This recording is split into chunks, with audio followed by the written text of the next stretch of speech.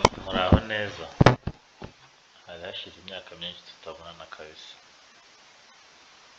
Mperuka gushyira video kuri YouTube 2020. Nari maze igihe kinini naravuze ariko nyine ubu noneho nabonetse.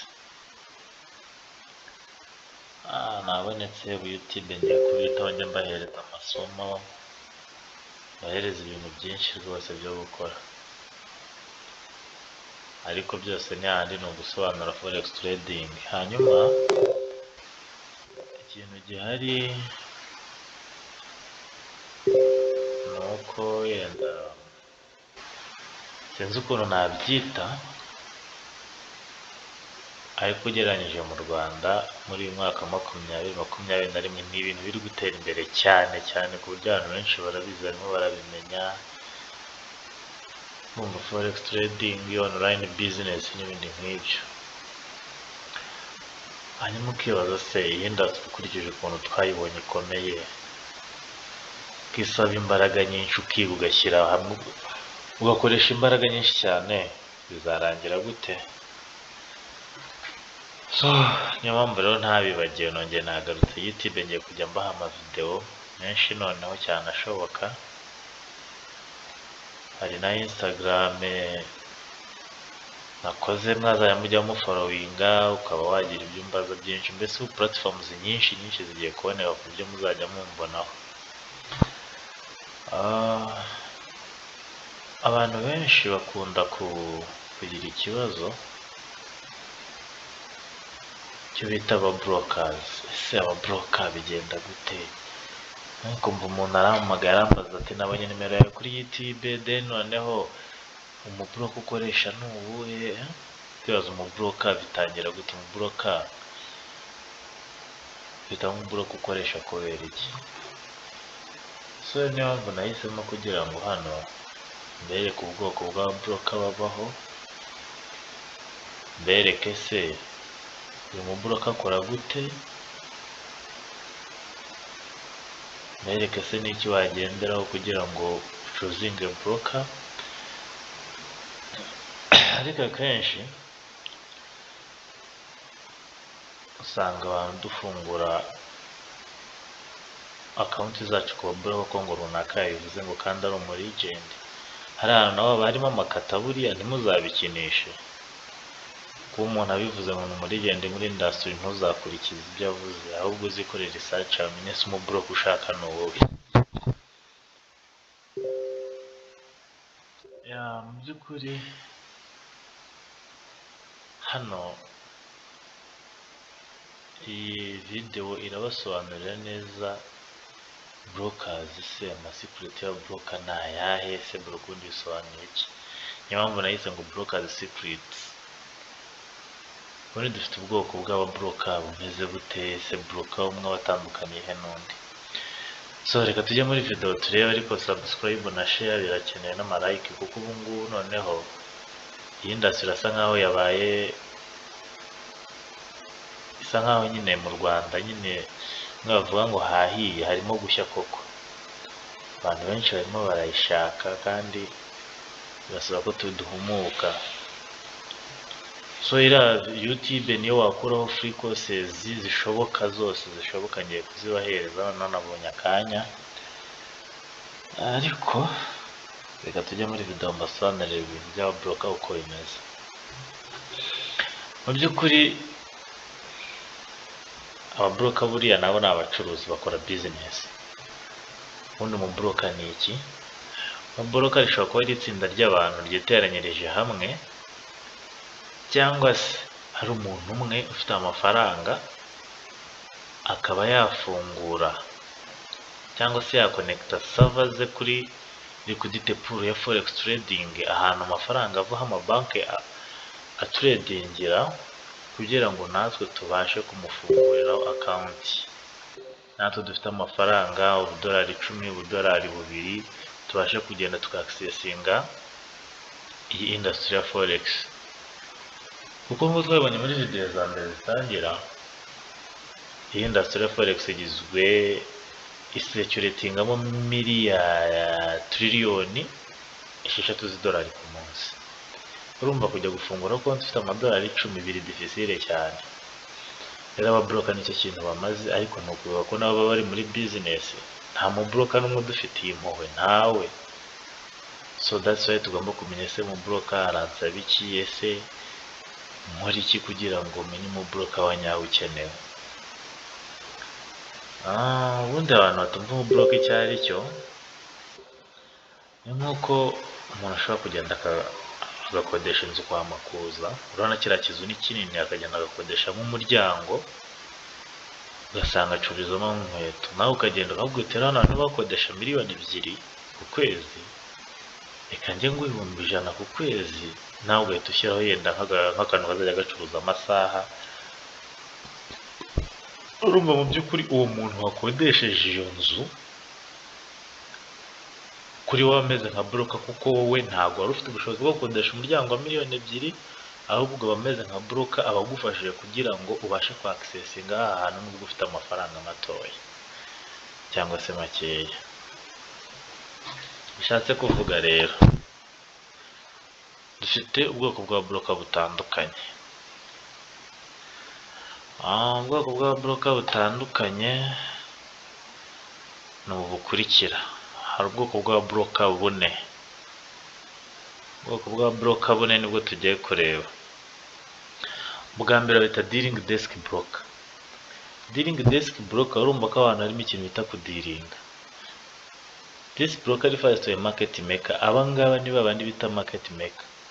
Ushobora gufunguraho konte, waseringa ugasanga bo bari kubayinga. Sometimes bo bakunda no kujya against y'amawuda wakoze cyangwa se y'amatrade yawe.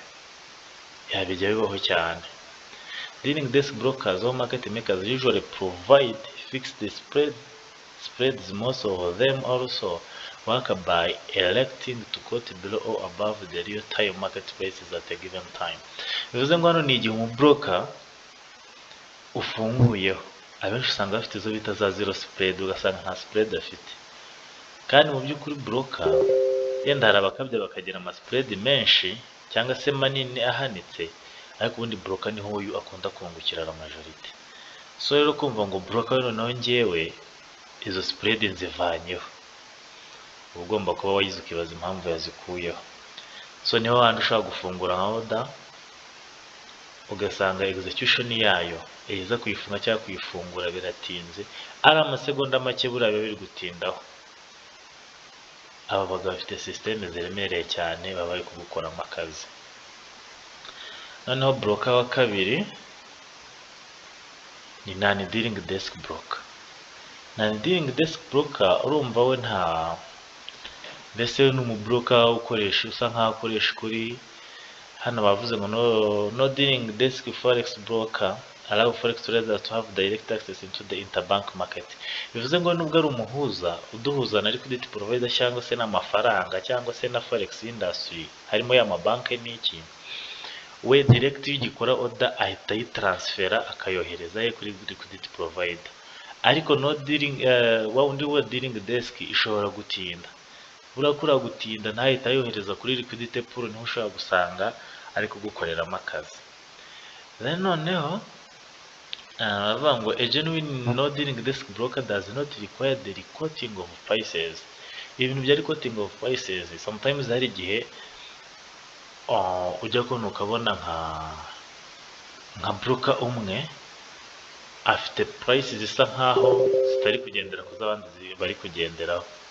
Buriya zisigana gake, ariko ako kantu kaba ari akantu karemereye buriya ku muntu uzi kudiringa n'aba broker.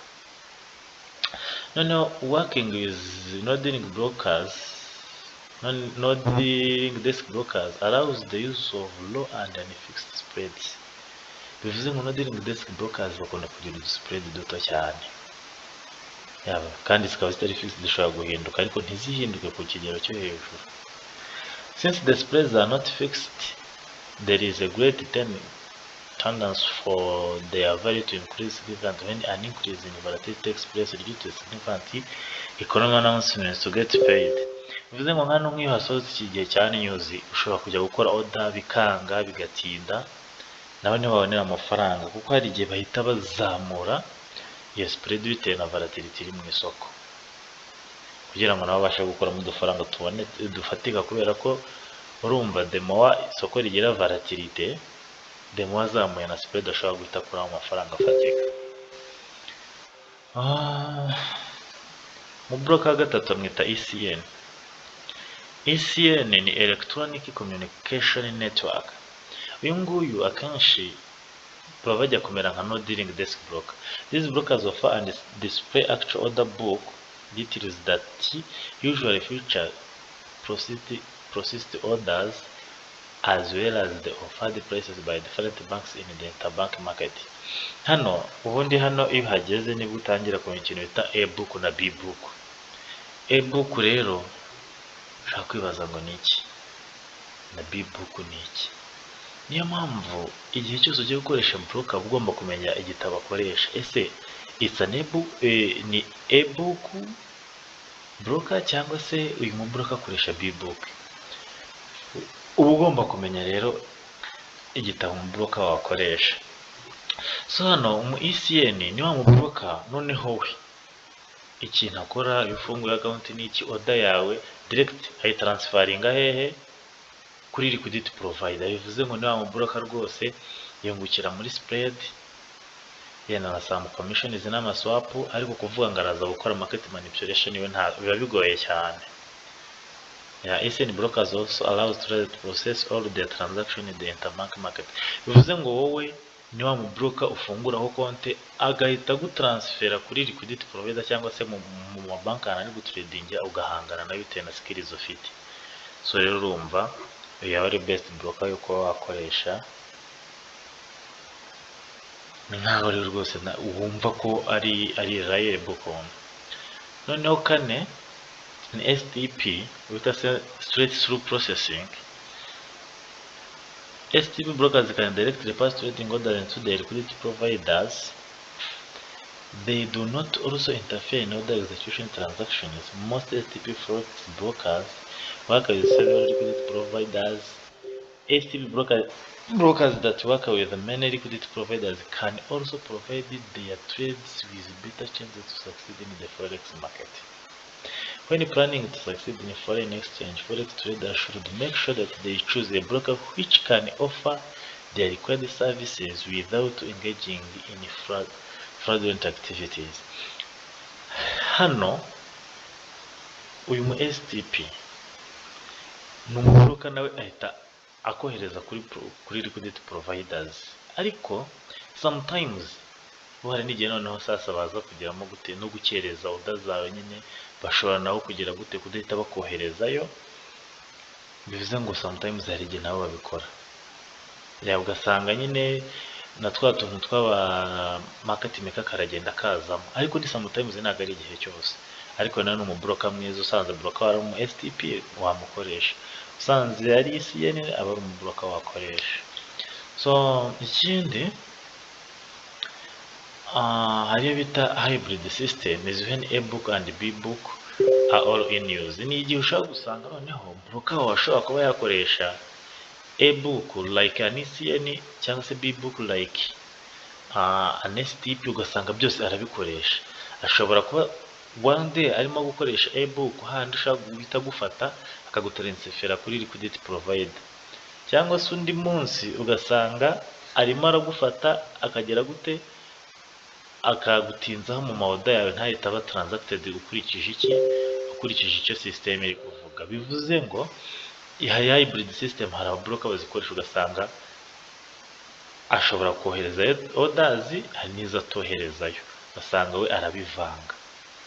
Urumva nawe ni umubroker nyine uba ari uwo kwitondera. Ikindi buriya ababroker bose hariho n'abantu bavuga ngo baradusikaminga, hari n'umuntu ushobora kugira broker agaheruka akora deposit atazi izina bita withdraw, aho mu ma deposit withdraw yiwe ari ikibazo gikomeye. Rero biba bisaba kugira ngo umenye broker wawe, ese ugiye kudiringa nawe gute, ese ushaka gutradinga gute, kuko sometimes hari igihe na still utradingamo ishobora gutuma uhitamo broker. Kuko hino hari abantu benshi bakoresha bita dealing desk broker, ugasanga afite zero spread ariko bakanakubwira ko ari dealing desk broker. ukaba ubizi neza. Ariko sometimes abantu bakora scalping nabo bakunda kwikoreshereza, abo bita za IC market, abo bose ni aba dealing desk broker. So rero uba ugomba kwitondera mu broker ugiye gukoresha. Broker ntabwo ari uwo gupfa guhubukira ngo uragiye. Mbere yo gukoresha broker, banza umenye se ari regulated, banza umenye se uyu mu broker bitebye. Hano hari ibigo bimwe na bimwe nabashije kuba nabashakira, hari n'ibindi byinshi. Iyo cyamaje kwa provinga broker, uwo mu broker aba yizewe, kuko in any case ushobora no kugira ikibazo ibigo biramukurikirana. So hari aribyo nise nti brokers regulatory organization. Hari ibita FCA, ibita Financial Conduct Authority, iba muri UK. Hari ibigo, hari broker benshi usanga para approved n'iki kigo bita ni regulatory organization yitwa FCA. Hari ibita SCA, bita Financial Sector Conduct Authority, iba muri South Africa. SAISEC ni Cyprus Securities and Exchange Commission, iba muri Cyprus. SFTC Community Futures Trading Commission, iba USA. NFA ni National Futures Association, iba USA. Rero kirazira kujya kwinjira muri trading utabanje kumenya ise broker ngiye gukoresha. Ibi bigo basi biramwaprovinga. Ese uyu mu broker akoresha igitiye gitabo, ni e-book cyangwa ni b-book? Ese ama order yiwe executinga gute? Ni direct cyangwa abanza gutinda? Kuko hari akantu kajya kavuga ngo when amateur leaves, when amateur enters, the professional leaves. Bivuze ngo muri industry hari igihe wowe igihe uri gukora trading ushaka za head and shoulder, ushaka za double bottom, aba experienced traders igihe uri kureba utwo tuntu broker ari kugukereza, baba bakuye amafaranga y'abaturedinze bagiye. Ariko abantu turi nk'ababigi n'ababari aho ngaho, biza kurangira abuze uko abigenza. Kubera uko abigenza rero ni ukuwe yinjiramo, ugasanga isoko burigera rya against him, cyangwa se yamara kwinjiramo volatility igahita ishira mu isoko bikamucanga. Sometimes hari ibyo kwinjiramo professional bavuyemo. So rero iyi industry irashoboka, irakora kandi ni nzima, iri legit, ariko bisaba kwiga skills. Iyo uvuze skills ntabwo ari ibintu byo gukina, ni ukwiga, bya nyabyo kabisa. Gusa ni ibintu bikunda. Kuko impamvu mbwira ko iyi industry ari ingome, ubundi 95% barafeiringa, 5% nibo successful muri iyi industry. Ibaze rero kujya muri 5%. Ntabwo ari ibintu by'amagambo, ko iyi industry igira icyo bita 90 rule, 90. Iryo tegeko riravuga ngo 90% of traders will lose 90% of their capital in 90 days. Abatrader 90% bazahomba 90% by'igishoro cyabo mu gihe cy'iminsi 90 cy'amezi 3. Kandi uzarebe neza, one week ushobora gukora trading bikaguhera the next week bikanga. Rero iyo umaze kuba consistent igihe cy'amezi 3, ufite proven strategy yawe, ugenda ukabona urabirenze ibyo bintu, utangiye kugenda winjira muri 5%. 5% ntabwo ari kuvuga ngo ufite amafaranga ngo menshi ngiki, no. 5% ni uko ubasha gupasinga izo details zose wumvishe. Ibaze 90% y'abatrader bose bari ku isi bagomba kuruzinga capital, 90% ya kapitali mu gihe cy'iminsi 90, ubwo n'amezi 3. Numva ni ikibazo gikomeye. So you have to be careful. Iyi industry irashoboka, ariko isaba gukora cyane, nta bunebwe. Ngomba gushaka abamenta bakabigisha, not hope from system to system, uva hano ujya hariya. No, iyi industry isaba kugira ngo ugire umuntu kudirectinga agufashe. Hari igihe ujya kumva umuntu avuga ati ngiye maze imyaka 5 muri industry, ariko sindi profitable, undi ati maze imyaka 5, 6, 7. Icya mbere aba yarihirinze agaca hakurya agashaka ugasanga ibintu biragoranye. Gusa iyo ufite umuntu ukomentaringa, iyo niyo reality nguhaye, akagufasha from scratch, akagutwara wowe ukamwumvira gusa ugakora cyane, ushaka kumara amezi 6 iyi industry utagihumye, uyisobanukiwe neza, hasigaye kugira ngo ube consistent.